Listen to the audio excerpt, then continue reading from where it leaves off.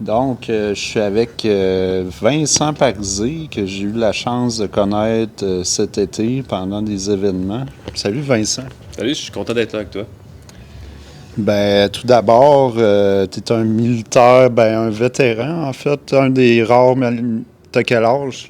Ben moi j'ai 31 ans, je me suis enrôlé dans les forces en 2010, puis je suis sorti en 2019 pour des raisons médicales.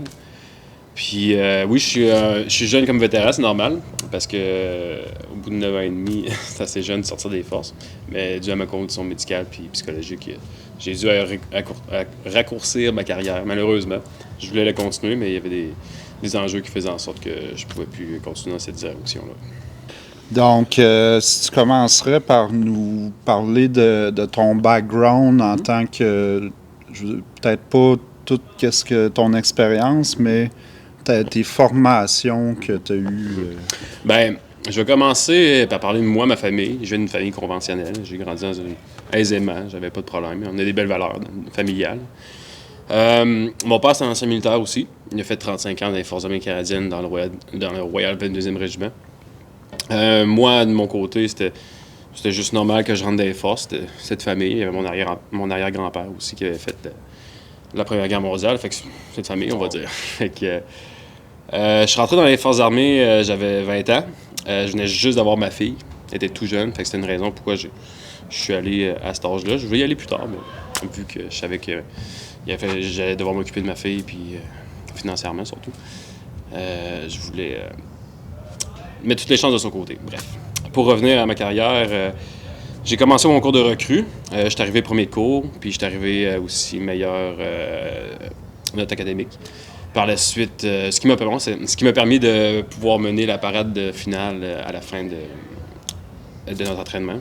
La parade Explique-nous, c'est quoi? Ben, après notre entraînement total de 12 semaines, il y a une parade qu'on fait pour recevoir nos félicitations du commandant pour avoir réussi le cours. Puis cette parade-là, quand tu es premier de cours, ben, tu te ramasses à guider ton peloton à toi.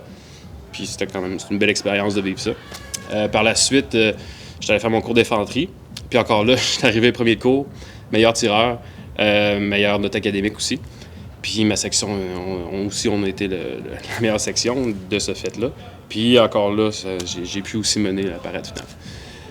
Après ça, je suis rentré dans l'armée. J'ai tout de suite été choisi pour aller faire l'équipe de tir parce que j'avais eu des bonnes compétences en tir. Je suis allé en Australie en 2011. En 2011. Puis tout de suite, en venant de l'Australie, là, il y avait une mission qui s'en allait pour Kaboul, en Afghanistan.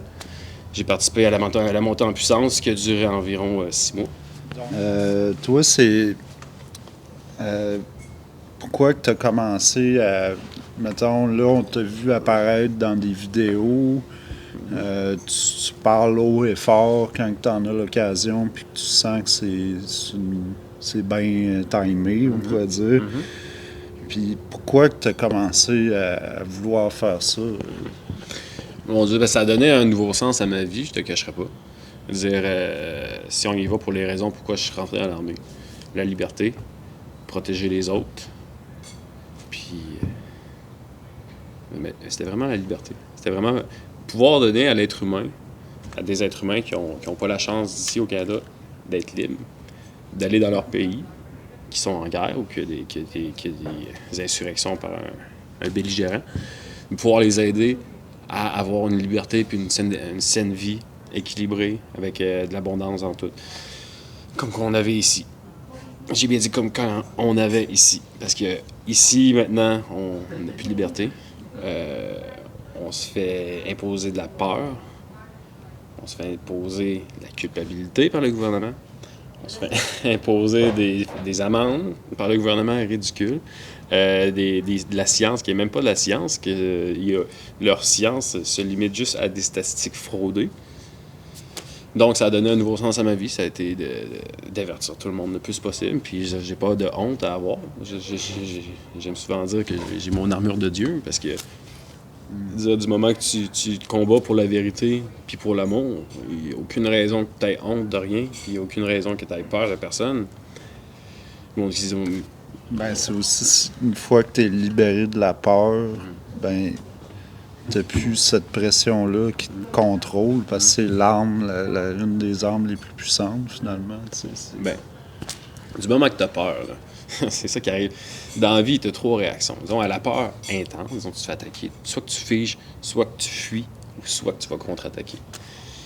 Souvent, en général, la peur fait perdre une grande partie du rationnel et du raisonnement, disons, plus résolution de problèmes, plus voir des étapes à long terme, parce qu'on a une peur qui est imminente, qui nous a été posée par des messages rouges à la télévision, des morts, puis de l'arrêt. Je me souviens plus c'est quoi ta question, mais ça s'est découlé à ça. Ben, dans le fond, c'est qu'est-ce qui a fait en sorte que tu t'es levé, tu sais. Que ça a été, je veux dire, il n'y a pas juste se lever, c'est de pas avoir peur de faire des vidéos, d'être exposé, parce que tu atteins une vulnérabilité. Après ça, quand tu es sur Facebook, il y a toutes sortes de personnes qui... Fait que c'est ça. Je suis sûr que, comme n'importe qui, à un moment que ça m'a affecté, de voir des gars m'écrire des bêtises personnelles sur ma vie personnelle, je leur en veux pas parce que, à quelque part, ils sont dans la matrice, là, ils sont dans le bataillon, que les autres, chaque matin, chaque semaine, ils doivent avoir la mise à jour COVID, là, au groupe avec l'unité. Donc, c'est normal qu'eux autres, il y ait juste les œillères COVID, puis gouvernement, puis... Mais ça veut pas dire qu'ils sont tous endormis. Au contraire, là, il y en a probablement plus en plus qui réalisent ce qui se passe. Je peux pas, en tout cas, dans mon éthique à moi, chaque jour, de plus en plus de monde qui se réveille. Puis l'éveil est inévitable, éventuellement, mais c'est à nous, moi, toi, comme tous les autres lanceurs d'alerte, là, Joe Indigo. J'ai félicité toutes parce que c'est nous autres, puis c'est à travers le monde. Là. Dans chaque province du monde, dans chaque pays du monde, il y a toujours du monde qui vont lancer des alertes. Puis actuellement. T'en aurais-tu un autre à nommer que Joe? Ah mon Dieu, je suis pas voir les noms un peu. Je n'avais d'autres en tête. Mais il y a toi, Chris. Hein? Pour pas te nommer, Guillaume. Alexa, de Rebel News, je la considère comme... Ben, nous autres, on n'est pas vraiment des lanceurs d'alerte en tant que tels. Sais-tu quoi? Je considère toute personne qui s'implique dans ce mouvement de la vérité comme un lanceur d'alerte, parce que ce soit des actions énormes, publiques, comme ce soit des petites actions de... comme tu peux faire, comme juste faire des interviews puis les mettre sur Internet, puis là, il y a du monde qui coupe, ça réveille quelqu'un, ça réveille une personne, 2 personnes, là, plus ça va, plus ça réveille du monde. Fait que toutes les actions sont de mon éthique, c'est comme ça, on lançait toutes des alertes, parce que ton action est pour le but de réveiller quelqu'un. Il y en a qui sont plus proéminents que d'autres. Alexis Cossette, c'est un autre que je nomme qui a une optique extrêmement précise de la politique américaine. Puis j'invite tout le monde qui n'a pas les connaissances sur ce qui se passe aux États-Unis d'aller écouter Alexis Cossette, parce que j'avais déjà mon optique de ce qui se passait aux États-Unis. Puis là, récemment, Alexis Cossette est venu au point de conjoncture de mon optique que j'avais. Je suis extrêmement content, parce que cette optique-là, je l'avais il y a 8 mois, puis lui, je dis pas qu'il l'avait pas à cette époque-là. Probablement peut-être qu'il l'assumait pas à cette époque-là, mais... il y a des grandes choses qui s'en viennent sur la planète pour le futur. Okay. Tout être humain, homme de la Terre, peut être amené en justice à la Cour suprême aux droits de la personne. Si moi je veux te poursuivre, je peux te poursuivre en tant que la directrice, tu causes du tort à ma fille. Oui, OK, tu suis les ordres, OK, mais moi, je vais accuser toi, ton nom complet. C'est important d'utiliser le nom complet de la personne, pas juste utiliser ça.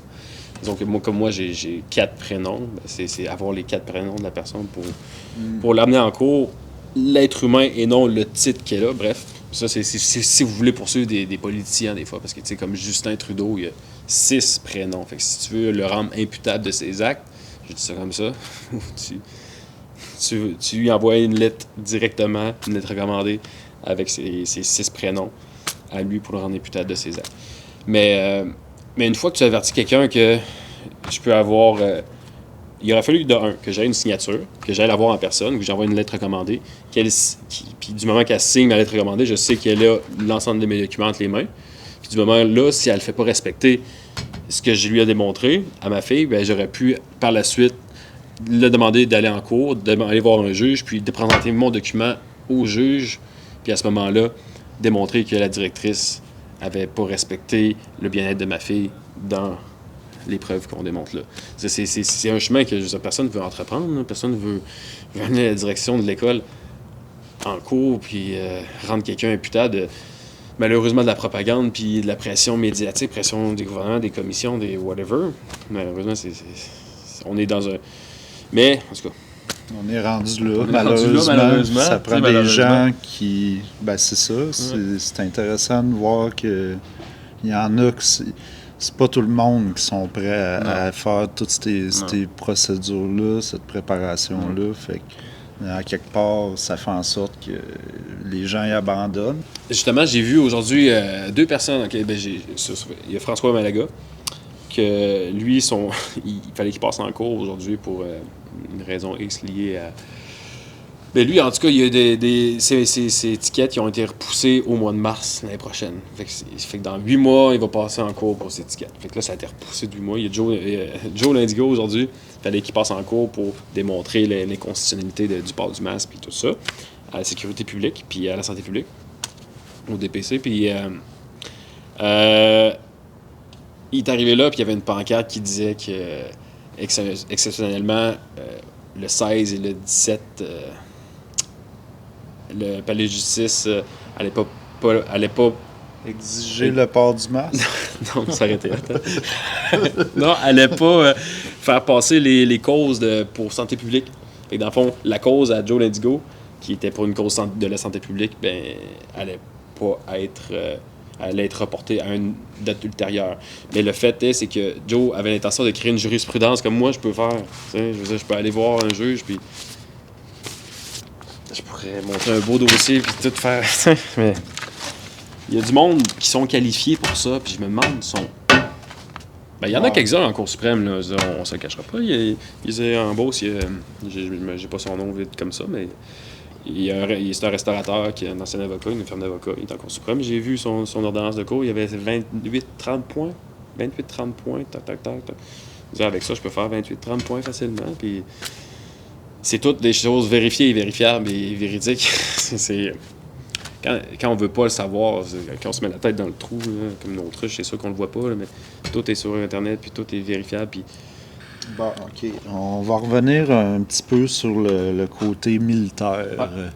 Tu sais, parce qu'on entend souvent, tel qu'on a vu dans la vidéo, les militaires, ils ont signé... Ben, pas juste les militaires, en fait. C'est ça, je voulais parler aussi des forces de l'ordre en général.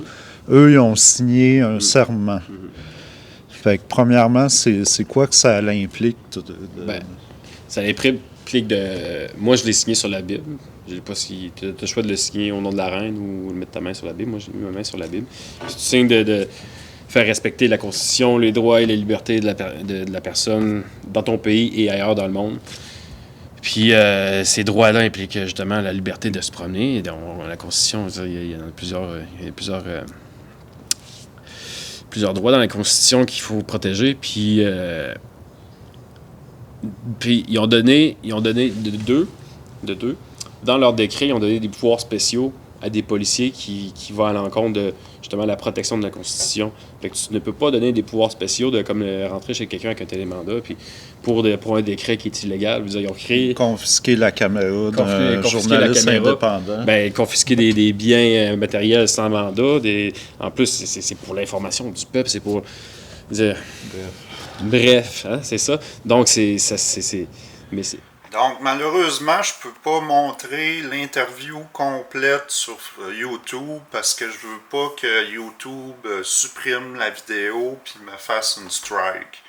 Donc, je vous invite à aller voir le podcast complet avec moi et Vincent sur une des autres plateformes comme Rumble, Facebook, Odyssey.